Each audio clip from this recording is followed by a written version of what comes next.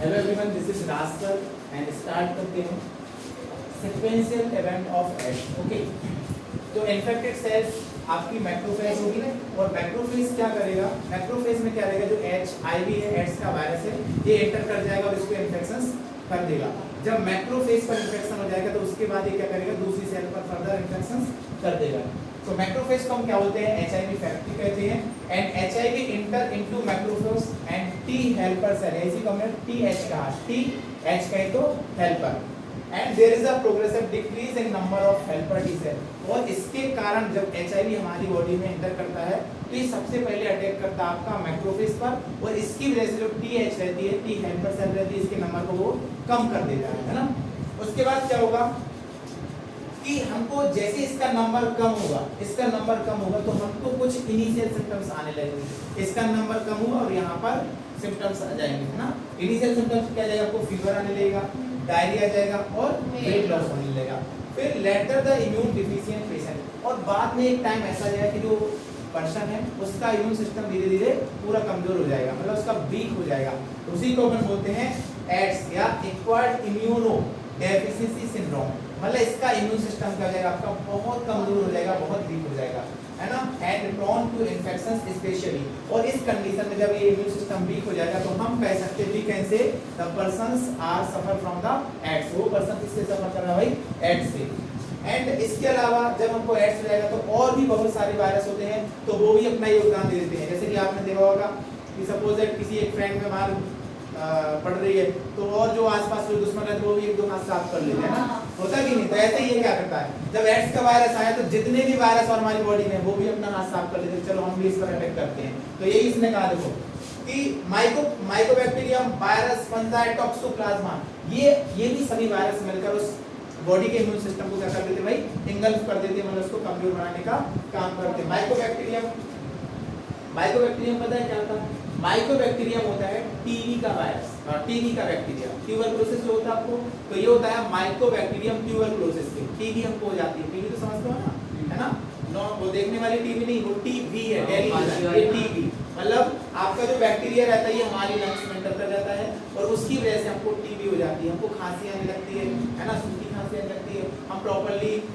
सांस लेने में थोड़ा सा प्रॉब्लम होती है ना, अच्छे से नहीं है, और बॉडी हमारी कमजोर हो जाती है। फिर उसकी बात क्या है, there is always time lag between the infection appearance of the AIDS symptoms. उसने ये कहा कि एड्स के सिम्पटम्स डायरेक्टली नजर नहीं आते हैं, इसमें टाइम रहता है ना, टाइम रहता है, क्योंकि जब एड्स का पर्सन किसी को एड्स हुआ तो उसका टाइम रहता है नॉर्मली 5 से 10 साल। मतलब हमको एड्स आज हो गया लेकिन हमको पता नहीं चलेगा, अब हमको पता चलेगा हमारी 5 साल बाद, मतलब इसके सिम्पटम्स अपीयर होने में 5 से 10 साल का टाइम लगता है। तब तो यही तो प्रॉब्लम है, अगर इसको हमने शुरुआती टाइम पे अगर ट्रीटमेंट करा लिया तब तो हमें इसका प्रॉपर्ली इलाज हो जाएगा, लेकिन इसके सिम्टम्स होने में भी कितना 5 साल लगता है। अब सोचो 5 से 10 साल बाद कितना ज़्यादा इन्फेक्शन हमारी बॉडी हो जाएगा।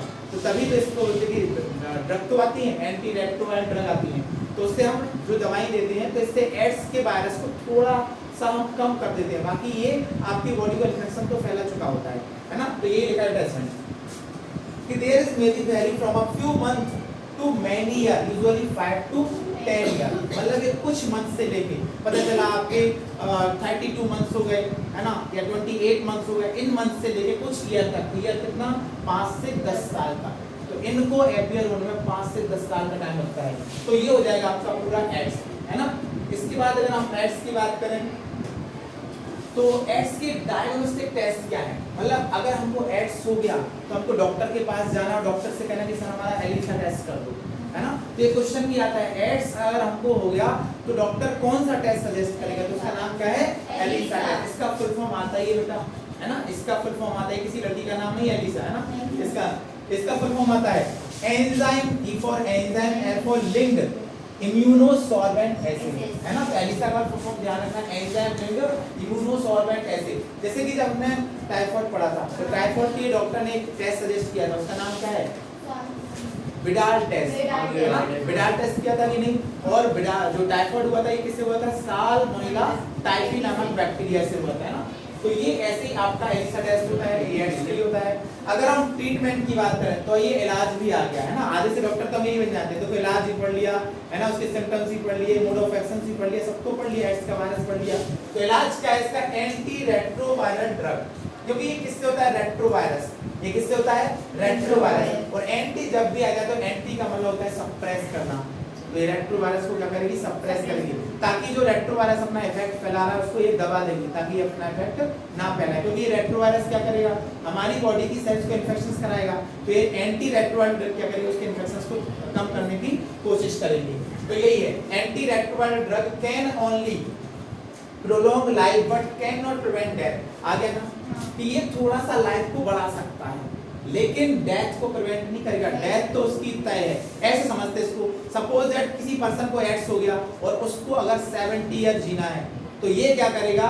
आपका एड्स होने से उसकी लाइफ स्पैन कम हो जाएगी, मतलब 70 ईयर वो नॉर्मल जिएगा, लेकिन जब वो एड्स हो गया तो वो 55 या 60 तक, इसके बाद उसकी 10 साल लाइफ स्पैन क्या हो जाएगी? कम हो जाएगी। लेकिन उसने दवाई लेना स्टार्ट कर दिया तो पता चला उसकी 50 साल में डेथ होनी थी, लेकिन दवाई लेते लेते उसकी 5 वर्ष और बढ़ जाएगी। तो आ गया ना, ये थोड़ा सा लाइफ को प्रोलॉन्ग कर सकता है लेकिन can not prevent death, death तो उसकी तय है, तो टाइम के आने से पहले डेथ हो जाएगी। अगर हम नॉर्मल लाइफ स्पैन की बात करें तो 70 है भाई, 70 वर्ष में अपन नॉर्मल मरेंगे, अगर कोई हमको बीमारी नहीं है ना। वो बात अलग है कि हम एक्सीडेंटल हमारी डेथ हो जाती है ना, एक्सीडेंट में गाड़ी चलाते हैं तो सामने आ जाते तो हो जाती है, तो वो बात अलग है। लेकिन हमारी नॉर्मल डेथ होती है 70, 60, 70 या 80 ईयर की समथिंग। लेकिन अगर एड्स हो गया तो इससे थोड़ा सा आपकी 50 या 55 साल में डेथ हो जाएगी ना। ये देखते हैं। अब बात आती है भाई कि इसके रोकने के उपाय क्या क्या हैं, क्योंकि दवाई तो इस पर प्रॉपर्ली काम नहीं करेगी इससे, तो ये, लेकिन इसको हम रोकथाम करना है। बोलते prevention is better than cure, मतलब रोकथाम ही इलाज सही इलाज है ना, रोकथाम ही सही इलाज है। तो अपन प्रिवेंशन की बात करते हैं, तो प्रिवेंशन का मतलब होता है रोकथाम। तो देखते हैं कि different agency like NGO, NACO, WHO. NGO क्या होता है? एनजीओ को बोलते हैं नॉन गवर्नमेंट ऑर्गेनाइजेशन, ऐसी कुछ अच्छा इसका मतलब क्या होता है? एनएसीओ, नेशनल एड्स कंट्रोल ऑर्गेनाइजेशन, ऐसे ऑर्गेनाइजेशन जो एड्स को कंट्रोल करते हैं राष्ट्रीय लेवल पर, उसी को बोलते हैं एनएसीओ, है ना, नाको। और डब्ल्यूएचओ तो पता ही है आपको, है ना, वर्ल्ड हेल्थ ऑर्गेनाइजेशन, है ना, तो ये भी अपन ने देख लिया। तो ये क्या करते हैं? जो ये नॉन गवर्नमेंटल ऑर्गेनाइजेशन, ये कोई गवर्नमेंट नहीं है लेकिन इनकी एक ब्रांचेस होती है, और ये क्या करते हैं? अपने लेवल पर लोगों को सजेस्ट करते हैं, लोगों को जागरूक करते हैं, लोगों को अवेयर करते हैं, है ना। तो ये भी बहुत इंपॉर्टेंट रोल प्ले करते हैं एड्स को कम करने के लिए। तो यही लिखा है बेटा कि different agency like NGOs, NACO, WHO started number of program. ये क्या करते हैं? नंबर ऑफ प्रोग्राम को स्टार्टेड करते हैं। कैसे? To educate, make people aware of AIDS, लोगों को जागरूक करेंगे। एजुकेट का मतलब क्या होता है? शिक्षित करना, एंड पीपल अवेयर, अवेयर का मतलब होता है जागरूक करना, लोगों को जागरूक करते हैं, लोगों को शिक्षित करते हैं। कैसे? आपने देखा होगा अभी एक पॉइंट आएगा, एड्स दिवस कब मनाया जाता है ना, एड्स डे। तो कब होता है एड्स डे? 1 दिसंबर को। कब होता? 1 दिसंबर को, मतलब एनिवर्सरी ऑफ एड्स कब आएगा? 1 दिसंबर, ठीक है ना। तो 1 दिसंबर को आता है एड्स का डे। तो एड्स के डे के दिन ये जो एनजीओ रहते हैं, नाको रहते हैं, तो ये क्या करते हैं? कैनोपी लगा के बैठ जाते जगह, पता चला कि यहाँ पर मांग लिया बैठ गया वो, है ना, कैनोपी लगा के। तो वहां पर लिखा रहेगा एड्स साक्षरता दिवस 1 दिसंबर। अब वो वहां पर आपको सजेस्ट करेंगे कि हमको एड्स कैसे फैलता है उसके बारे में बताएंगे, एड्स ना फैले उसके उपाय बताएंगे, है ना, कि हमको क्या क्या करना चाहिए, मतलब ये जितने भी सारे पॉइंट्स बताएंगे उसके एड्स के बारे में। तो फिर making blood banks and save from HIV. अब हम बात करेंगे ब्लड बैंक की। तो दूसरा पैटर्न ये है कि सपोज दैट हम ब्लड डोनेट कर रहे हैं या ब्लड को एक्सेप्ट करते कहां से? बैंक से।